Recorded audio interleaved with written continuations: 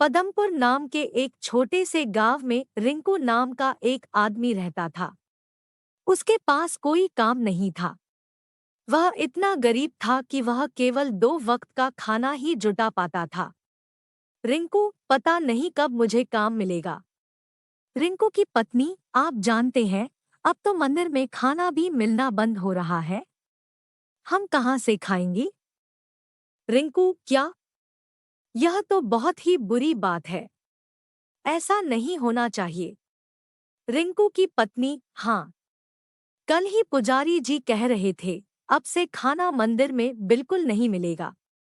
रिंकू, तब तो हमें बड़ी तकलीफ हो जाएगी। रिंकू के 2 बच्चे थे।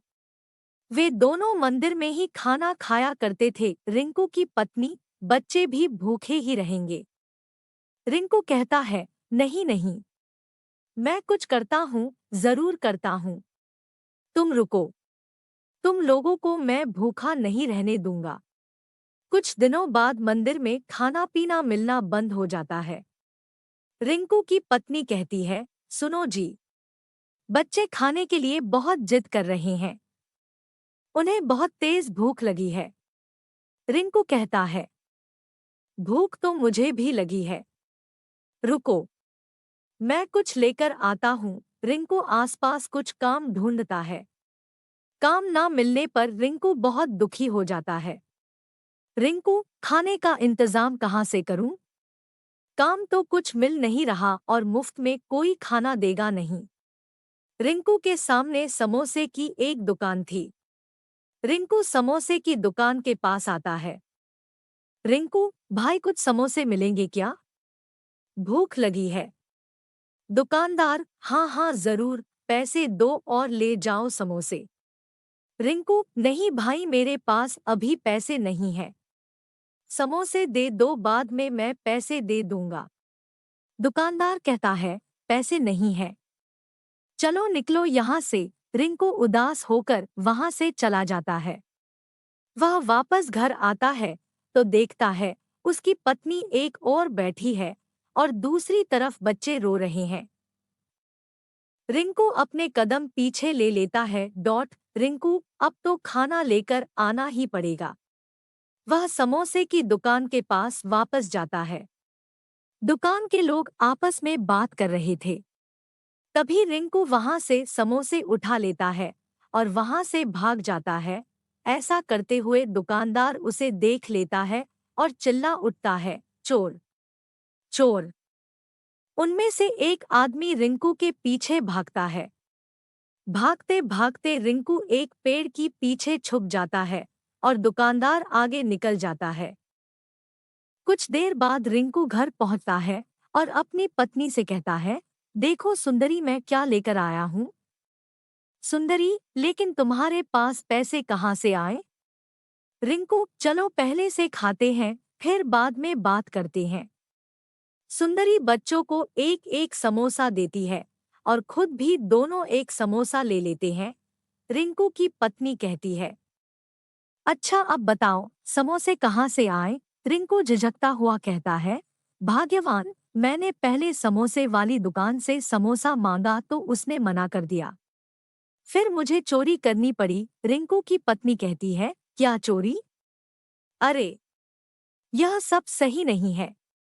रिंकू कहता है, तो क्या करूं? अपने बच्चों को भूखा मरता हुआ देखूं, काम भी मिलता नहीं। रिंकू की पत्नी रिंकू की बात सुनकर चुप हो जाती है। रिंकू, तुम चिंता मत करो, मैं ज्यादा दिन तक ऐसा नहीं करूंगा। भूख की वजह से रिंकू को हर बार चोरी करनी पड़ती है। वह अभी तक सभी से बचता आ रहा था। रिंकू कहता है, हे भगवान, मुझे आगे भी इसी तरह बचाते रहना। एक दिन रिंकू खाने का कुछ सामान चोरी करके भाग रहा था, तभी दुकानवाला उसे पकड़ लेता है। दुकानदार कहता है, अब तू नहीं बचेगा, अभी तुझे सरपंच जी के पास लेकर चलता हूँ। दुकानदार रिंकू को सरपंच जी के पास लेकर जाता है। दोनों की बात सुनकर सरपंच जी कहते हैं, क्यों रिंकू, तुमने ऐसा क्यों किया? रिंकू कहता है, सरपंच जी, मुझे माफ कर दीजिए, मेरे पास कोई और रास्ता नहीं था, कोई काम मिल नहीं रहा है। पैसे की बहुत कमी है, खाने के लिए भी कुछ नहीं है, इसलिए चोरी करनी पड़ी। सरपंच, देखो रिंकू, यह तुमने अच्छा नहीं किया। तभी कुछ और दुकानदार सामने आते हैं और कहते हैं, सरपंच जी, इसने तो हमारी दुकानों से भी चोरी की थी, वो भी कई बार, इसलिए इसे कड़ी से कड़ी सजा मिलनी चाहिए। सरपंच जी कहते हैं, अच्छा अच्छा, सभी लोग शांत हो जाइए। रिंकू, तुम इस गांव में रहने लायक नहीं हो। आज के आज तुम अपने परिवार के साथ यह गांव छोड़कर हमेशा हमेशा के लिए चले जाओ। रिंकू कहता है, मगर सरपंच जी, मैं कहाँ जाऊं? सरपंच जी कहते हैं, वो मैं नहीं जानता, तुम यह गांव छोड़कर चले जाओ बस। रिंकू उदास होकर घर आता है और अपनी पत्नी को सारी बातें बताता है। रिंकू की पत्नी कहती है, मगर हम जाएंगे कहाँ? रिंकू कहता है, पता नहीं भाग्यवान, अब तो हमें इस गांव से जाना ही होगा। बच्चों को साथ ले लो और चलो यहाँ से। रिंकू बच्चे और पत्नी के साथ गांव छोड़कर चला जाता है। सुंदरी, गांव से तो निकल गए, लेकिन रहने के लिए तो कोई जगह नहीं मिल रही। अब हम क्या करें? रिंकू कहता है, यह तो मुझे भी समझ नहीं आ रहा। एक काम करते हैं, हम यहीं आस-पास रुकते हैं। सुबह होते ही हम गांव चले जाएंगे और छुपकर जंगल में रहेंगे। रिंकू की पत्नी कहती है, अगर गांव वालों ने हमें पकड़ लिया तो क्या होगा? रिंकू कहता है, ऐसा कुछ नहीं होगा, हम सभी छिपकर रहेंगे। रात होते ही रिंकू अपनी पत्नी और बच्चों के साथ गांव वापस आ जाता है और जंगल में जाकर छुप जाता है। रिंकू कहता है, सुनो सुंदरी, अब हम यहीं रहेंगे। रिंकू की पत्नी कहती है, जी ठीक है। रिंकू कुछ लकड़ियां लेकर आता है और घास फूस से मिलकर एक प्यारी सी झोपड़ी बना देता है। इस तरह वह अपने परिवार के साथ गांव में छुपकर रहने लगता है। पेड़ से फल तोड़कर खा लेता था और कुछ फल अपने परिवार के लिए भी तोड़कर लाता था। जो कुछ सब्जियां मिल जाए उन्हें ही वो बनाकर खा लेते थे। जंगल में रहकर रिंकू हमेशा यही सोचता, काश गांव वाले हमें माफ कर दे और हमें स्वीकार कर ले। रिंकू कहता है, कितना अच्छा होता अगर गांव वाले इस बात को भूल जाते और हमें पहले की तरह स्वीकार कर लेते हैं। उसकी पत्नी कहती है, पता नहीं ऐसा कभी हो भी पाएगा या नहीं, मगर मुझे यहाँ रहने में काफी डर लग रहा है। अगर उन्हें पता चला तो अच्छा नहीं होगा। रिंकू कहता है, जब तक सब कुछ सही चल रहा है चलने देते हैं, क्योंकि अभी हमारे पास कोई और उपाय नहीं है। अचानक गांव में शोर होता है कि एक शेर घुस आया है। यह बात रिंकू को पता नहीं थी। कुछ गांव वाले जंगल में लकड़ियां काटने आते हैं। उनमें से एक लकड़ी काटने वाला कहता है, भाई कहीं मत जाना, पता नहीं कब शेर आ जाए। दूसरा कहता है, हाँ मैं यही खड़ा हूँ, तू लकड़ी काट। जब से गांव में शेर के आने की खबर आई है, तब से सबकी हालत खराब हो गई है। यह सब रिंकू सुन लेता है। वह दोनों आदमी लकड़ी काट कर चले जाते हैं। रिंकू भागकर अपनी झोपड़ी में जाता है और अपनी पत्नी से कहता है, पता है सुंदरी, कुछ लोग लकड़ी काटने आए थे। वह कह रहे थे गांव में शेर घुस आया है, अगर यहाँ आ गया तो हम क्या करेंगे? रिंकू की पत्नी कहती है, फिर तो हमें भी सतर्क रहना चाहिए। रात के वक्त रिंकू अपनी झोपड़ी की रखवाली करने लगता है। एक रात रिंकू को अचानक पैरों की आवाज सुनाई देती है। वह अपनी पत्नी को जगाता हुआ कहता है, सुनो भाग्यवान, उठो और बच्चों को भी उठाओ, किसी के पैरों की आवाज आ रही है।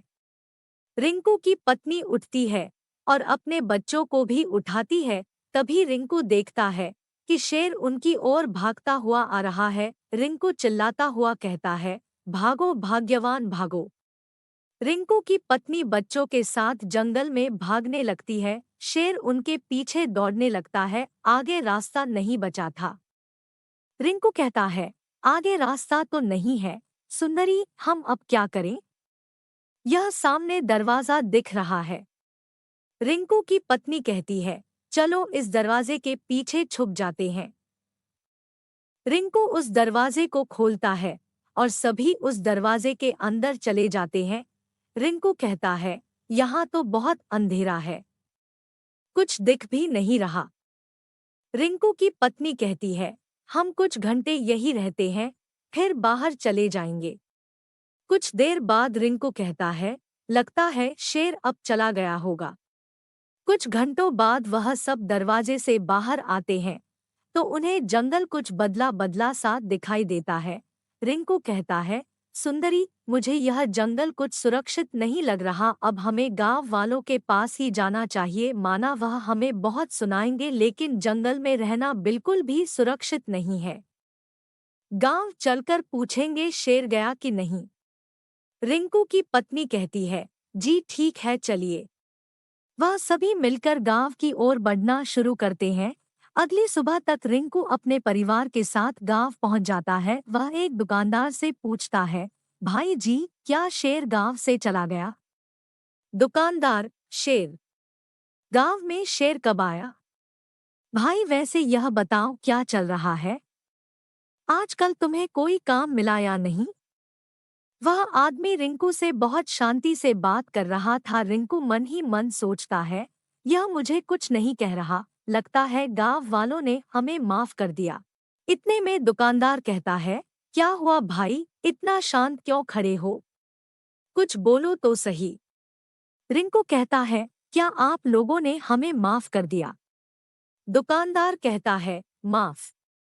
माफी किस बात की? क्या गलती की है तुम लोगों ने? रिंकू मन में, लगता है गांव वाले इस बात को भूल गए हैं और लोगों ने मुझे माफ कर दिया है। चलो अच्छा ही है। क्या उस बात को याद दिलाना? छोड़ो इस बात को डोट। वह खुशी खुशी गांव में रहने लगते हैं। कोई भी उसे कुछ नहीं कहता। डॉट रिंकू भाग्यवान, अब मैं चोरी नहीं करूंगा। सुना है सेठ जी एक काम करने वाले को ढूंढ रहे हैं, वहीं जाकर काम करते हैं। 2 वक्त का भोजन तो मिल ही जाएगा। वैसे भी सभी उस बात को भूल गए हैं। अगर वापस वैसा किया तो इस बार सभी छोड़ेंगे नहीं। रिंकू और उसकी पत्नी एक सेठ के घर काम करने लगते हैं। वहीं से उन्हें खाना मिलने लगता है और थोड़े पैसे भी वे खुशी खुशी जीवन व्यतीत करने लगते हैं। रिंकू की पत्नी कहती है, सुनिए, सेठ जी ने कहा है जंगल से लकड़ियां काट कर लाना है। रिंकू कहता है, ठीक है चलो। वह दोनों जंगल की ओर निकल जाते हैं। तभी बच्चे भी साथ जाने की जिद करने लगते हैं। सभी लोग जंगल की तरफ बढ़ने लगते हैं। तभी अचानक एक जंगली जानवर उनका पीछा करने लगता है। रिंकू कहता है, सुंदरी जल्दी यहाँ से भागो। भागते भागते वह वापस उसी दरवाजे के पास आ जाते हैं। रिंकू, चलो भाग्यवान, इसी के अंदर छुप जाते हैं।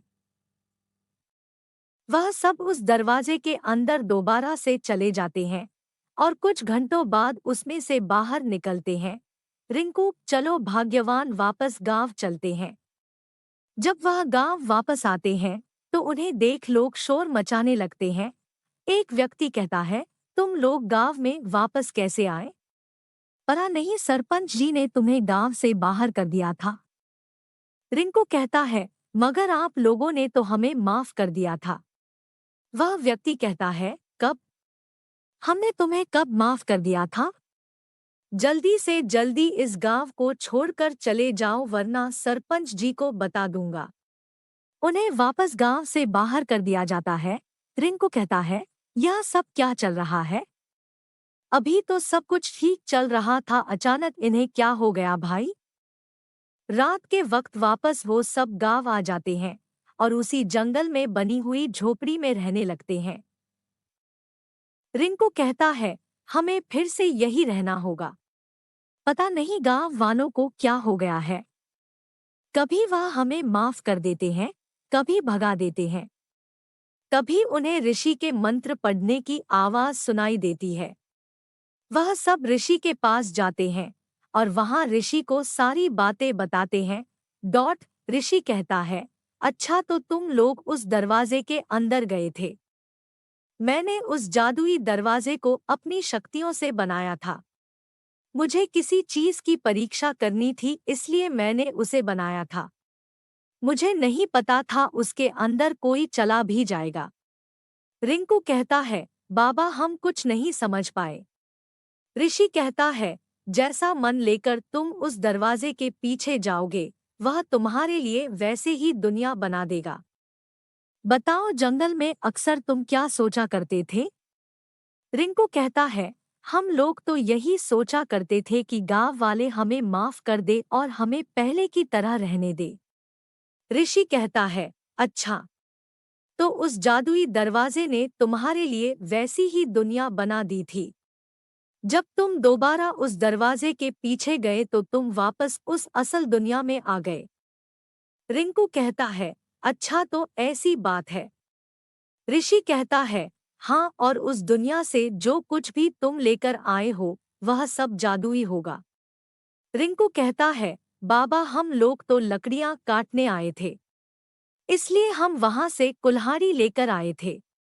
ऋषि कहता है, अच्छा फिर तो यह जादुई कुल्हाड़ी है। रिंकू पूछता है, बाबा इस कुल्हाड़ी की जादुई शक्ति क्या है? ऋषि कहता है, यह जादुई कुल्हाड़ी लकड़ियों को जल्दी से जल्दी काट देगी, वह भी खुद से। तुम्हें इसमें बल लगाने की भी जरूरत नहीं पड़ेगी। यह सुनकर रिंकू अपने परिवार के साथ वहां से चला जाता है। रिंकू कहता है, सुनो भाग्यवान, अब क्या किया जाए? तभी गांव के कुछ लोग रिंकू के परिवार को जंगल में देख लेते हैं और उन्हें लेकर गांव आते हैं। सभी लोग रिंकू को खरी खोटी सुनाते हैं। सरपंच जी कहते हैं, यह तुमने अच्छा नहीं किया, जब मैंने तुम्हें गांव से निकाल ही दिया तो तुम वापस क्यों आए? तभी रिंकू सोचता है कि क्यों ना इस जादुई कुल्हाड़ी का इस्तेमाल किया जाए। एक क्यों रिंकू, कृपया शांत हो जाइए, आप लोग हमें इस गांव में रहने दीजिए और मुझे माफ कर दीजिए। मैं अपनी गलती एक ये का एक क्यूब का 11 प्रायश्चित करना चाहता हूँ और इसके लिए मैं गांव के सभी लोगों के लिए मुफ्त में काम करने के लिए तैयार हूँ। सरपंच जी कहते हैं, कौन सा काम करोगे? रिंकू, लकड़ी काटने का जो भी काम है वह मुझे दे दीजिए, मैं जल्दी से जल्दी आपके घर पहुंचा दूंगा, वो भी मुफ्त में। वो सभी रिंकू की बात मान लेते हैं और लकड़ी काटने का काम उसे दे देते हैं। जादुई कुल्हाड़ी की मदद से रिंकू फटाफट लकड़ियों को काटकर गांव वालों के घर पहुंचा देता है। रिंकू का काम देख सभी लोग उसे माफ कर देते हैं। इसके बाद यही रिंकू का काम बन जाता है। अब सभी लोग पैसे देकर उससे लकड़ियां कटवाने लगते हैं। रिंकू हमेशा के लिए चोरी करना छोड़ देता है और इसी काम के सहारे पैसे कमाने लगता है।